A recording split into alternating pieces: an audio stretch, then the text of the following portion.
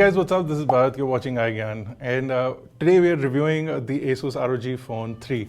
I think one of the biggest problems plaguing the ROG Phone 3 is the lack of availability. It was the same case with the ROG Phone 2. The ROG Phone 3 has surprised us in a lot of ways, and it also impressed us in a lot of ways, and in this review we're going to tell you why. So the ROG Phone 3 comes in at a price of $49,999, and at that price you get some of the top line specifications that you can find in the market, the latest SoC from Qualcomm, and some really interesting features and capabilities of the device.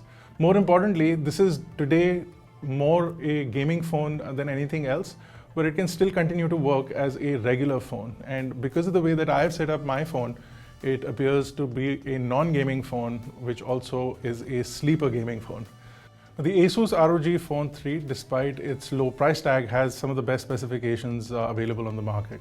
So if we just talk about the build quality, we've got Corning Gorilla Glass 6 adorning this fully metal phone, which has an impressive build in itself. And the company also includes a frame case inside the box. The overall fit and finish of the phone is quite remarkable, and the front of the phone is mostly display that is appreciable. You also get now dual triggers on both sides of the phone, or actually you get two triggers which can be split into 4 triggers, which would be really useful for gaming. You also get 2 USB-C charging ports, and also a dongle is included inside the box. So if you do want a headphone jack, depending on how you're using the phone, you can have the headphone jack hanging from either the bottom or the side of the phone. There is an additional USB-C port, but that is not to be used for charging or for data syncing. It's primarily for the accessories that ROG phone can adapt to, and those are sold by Asus. So things like the gamepad or the dock that allows you to connect to a television, those things can be connected from that USB-C port, and that is what it's reserved for. If we quickly run through the specifications, the phone has a 3.1 GHz Qualcomm Snapdragon 865 Plus system on chip, which also has a octa-core CPU. This is now based on the 7nm process. This is an upgrade from the 865 that we saw earlier in the year. So this is a overclocked version, so to speak, giving you more performance and considered the flagship phone. Now this is the same chipset that now the Note Ultra ships with in countries like the US, but unfortunately the rest of the world gets the Exynos on that device. Over here, this is basically the only phone in the market presently which has the 865 Plus, and for a price under 50,000 rupees, this definitely makes it one of the best value for money propositions as far as specifications are concerned. Also, you get 8 GB of RAM and 128 GB of storage in the 49,999 variant, and the 12 GB RAM variant is also going for sale on 21st of August, and that one will have a 256 GB of storage.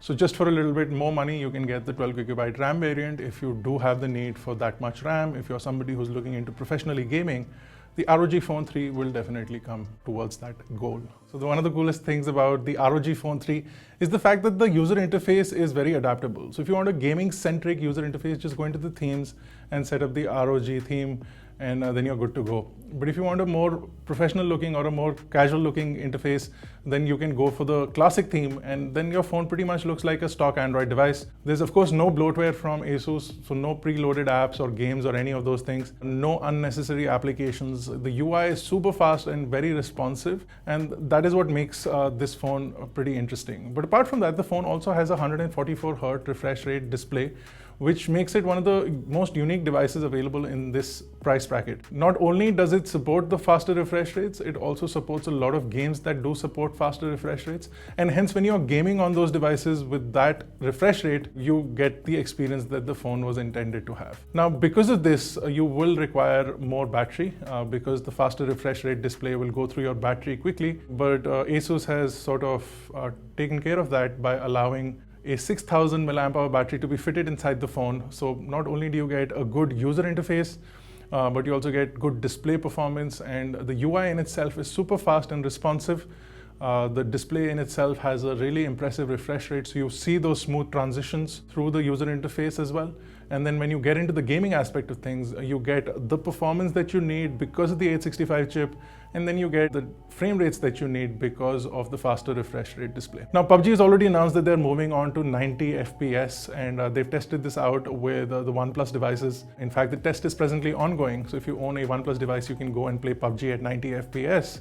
But I have a feeling that just after the test is over, they'll open it for the public, and other devices that can support it. And the ROG Phone 3 will be one of the first phones to support PUBG with 90 FPS. With the 144Hz panel, you'll be able to get the 90 FPS refresh rates on this phone very easily. One other understanding about the ROG phone is that it may not be used as a media consumption device, but it actually functions as a fantastic media consumption device because you do have those two massive forward-firing speakers that sound great. The display has a really nice wide viewing angle, along with the fact that it is a widescreen display. So if you're somebody who likes watching content, you like watching Netflix, you like watching Amazon Prime, this display is pretty much fantastic for that because you get the fastest streaming rates as well. And the chipset can handle it, the decoder can handle it, you get 60 FPS, you also get an HDR display. You get native response from the device with respect to support for higher end content, and then you also have massive speakers. So consumption on this device, even if you're not looking at this phone as a gaming phone, it's a pretty much loaded device. And the minute you remove it from the cover, it's a pretty understated phone. Like I was saying, that this is more a sleeper gaming phone and less a pure gaming phone. They've designed it to look like an ordinary phone with those gaming features. And who wouldn't appreciate dual USB charging ports when the 3.5mm headphone jack is missing? Who wouldn't appreciate the improved vibration motor that's inside the device? And who wouldn't appreciate the improved cooling that this phone now has with a thicker graphite sheet and also a bigger cooling chamber, more copper inside to cool up the CPU. So all of those additional features not only work for gaming, but also work for everyday tasks. The phone can also now shoot 8K video, which we'll talk about when we get to the camera section. Now the Asus ROG Phone 3 is designed for gaming and it does a fantastic job of that. They've also managed to keep the heat down because the 865 Plus will produce a lot of heat because it is an overclocked chip. Now they've featured a 6 times larger heatsink, a larger 3D vapor cooling chamber, and a much larger graphite cooling sheet for heat transfers from the CPU. Now this allows for the phone to remain cool, but you can also purchase the additional accessory that is a fan that you can attach directly to the open port on the back of the phone to allow for better heat dissipation, better cooling if you're somebody who's going to be gaming for long periods of time. As far as gaming is concerned, apart from the Armoury Crate software that allows you a lot of customizations with the gaming capabilities, the phone has a lot of gaming specific features. Now 144Hz display with a 1 millisecond response time, 270Hz of touch sampling, and a 25 millisecond touch latency make it gaming specific and also really good for gaming. Not only do you get your faster refresh rates, but you also get impressive touch sampling and a touch response from the device. And then you also get the air triggers that allow you to break them down into 2 individual triggers on both sides for a more customized gaming experience and a non-invasive gaming experience. So it's not covering up the display as it would in most scenarios where you're using your fingers on the screen. This time around you get more screen real estate because you'll be using more air triggers and lesser fingers on the screen. All of this combined with the large amounts of RAM and the overall performance of the processor make this one of the best gaming devices that you can get. But on the outside, if you just look at the phone, it doesn't have to look like a gaming phone. If you turn off the ROG LED at the back, and it's just a very simple, premium looking, modern, fully spec'd out smartphone. Also, you have a lot of gaming specific attachments available for this, whether it's the dock, whether it's the gamepad, or whether it's the Bluetooth controller. All of those work in conjunction with the Armoury Crate, can be customized and set up through the Armoury Crate, and you can use a gamepad with even games that don't support gamepads like PUBG. Now, despite it being a gaming phone, the ROG Phone 3 has an impressive camera setup. On the back is a 64 megapixel sensor, which has a quad Bayer technology. So it's primarily a 16 megapixel sensor with quad pixels, and this also has a 1.6 micron pixel size along with an aperture of 1.8, which makes it a really impressive camera, especially if you're planning on doing low light photography or low light videography. The phone also supports 8K video, which is something that you don't find on a lot of smartphones. The only other phone to offer that in India has been the Xiaomi Mi 10. This is the other phone to offer that as far as 8K capability for video recording is concerned. You can also do 4K at 60 FPS, and that looks really good. You also get image stabilization, and the phone primarily behaves like a gimbal when you're doing video recording on this with 4K and 1080p, and you can get really smooth video recording even if you're doing a walking shot on this device. Makes it one of the most impressive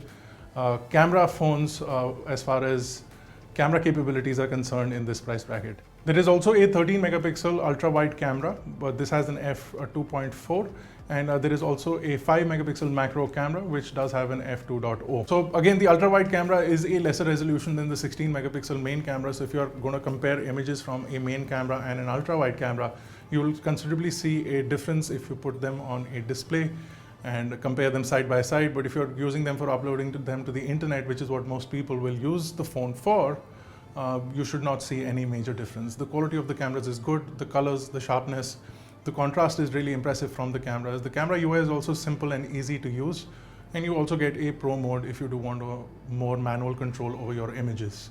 The front camera is a 24 megapixel camera. This also has an f2 aperture. If you want to do video on the front camera, you can do 1080p at 60 frames per second. The front camera also offers portrait mode capabilities. It's a pretty good camera, and the resolution is also up there.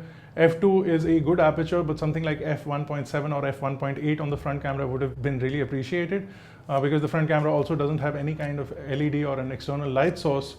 It makes it difficult to illuminate the front if you're in a low light environment. Hence, a bigger or a much more wider aperture is appreciated, but f2 works as well, and some of the images that come out from the front camera are quite impressive, and you will thoroughly enjoy using this phone for cameras despite their main focus has not been cameras.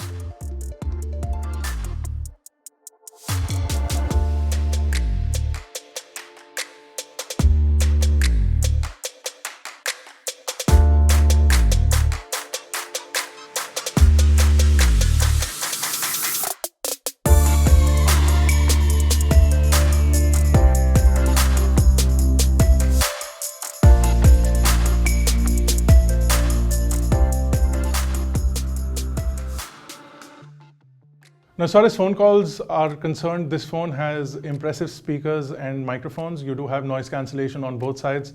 So when the person speaking to you will hear your voice, it'll already be noise cancelled and it'll eliminate some of the background noise that you have.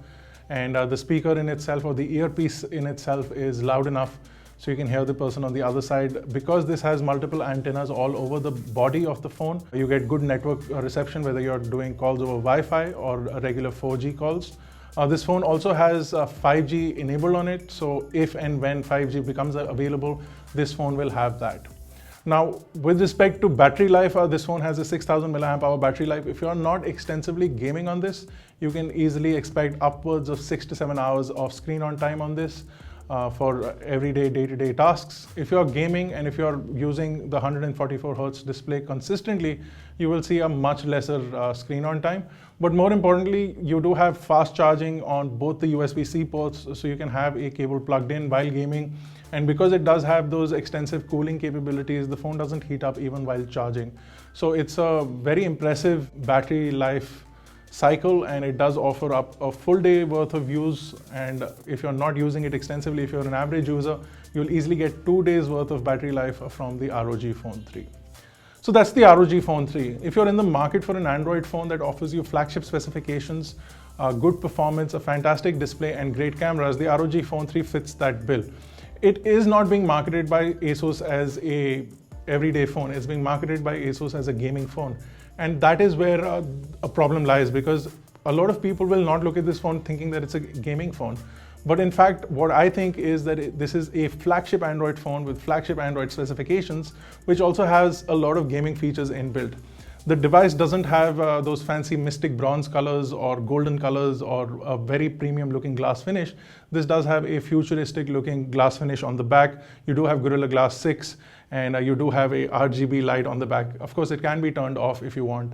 But because of those things, a lot of people may not look at this as a premium flagship device, but at 50,000 rupees, you're getting an impressive premium flagship phone with impressive premium flagship capabilities and also gaming features built in. And if you're not a gamer, it's got fantastic speakers, it's got a fantastic display with high refresh rates. You've also got HDR capabilities on this. So if you're consuming content directly on this, it will work for that. If you want to connect it to a larger screen and consume content off of that, this will manage to do that as well. So it's a powerhouse of a phone for a fraction of the price of, say, for example, the Note 10 Ultra, which doesn't even offer the 865 Plus in India. Also, a lot of people have this misconception. If you're in the anti-China side of things, this is not a Chinese phone. This is a phone made by a company from Taiwan. Asus is a Taiwanese company. So this is not a made in China phone. This is a made in Taiwan phone. And that also needs to be clarified for a lot of people. This phone is an impressive phone with impressive specifications. And if you're in the market for an Android phone, your budget is about 50,000 rupees. This basically is the phone to get. There is no real other option. You can, of course, pick up the OnePlus 8 Pro. That does offer you a better screen with respect to the resolution, but it misses out on some of the other features that this phone has, primarily the 865 chipset. This one has the Plus, that one has the non-Plus variant. You of course have the two USB-C ports, so you can charge and listen to wired headphones from this directly. If you get the ROG Cetra earphones, you can plug those in one USB-C port and have the charger plugged into the other USB-C port. So from all aspects of things, this does offer up a good value proposition, giving you those flagship specifications at not so flagship prices. It's still an expensive phone at 50,000 rupees, but with comparison to some of the other flagship tier phones, this offers a really fantastic value. That's it for our review. If you enjoyed it, give it a thumbs up. If you didn't, you can also give it a thumbs down. If you haven't already, don't forget to hit the subscribe button, hit the bell notification icon if you haven't already subscribed to iGyaan, and hit the bell notification icon. This has been Bharat. I'll see you guys in the next one.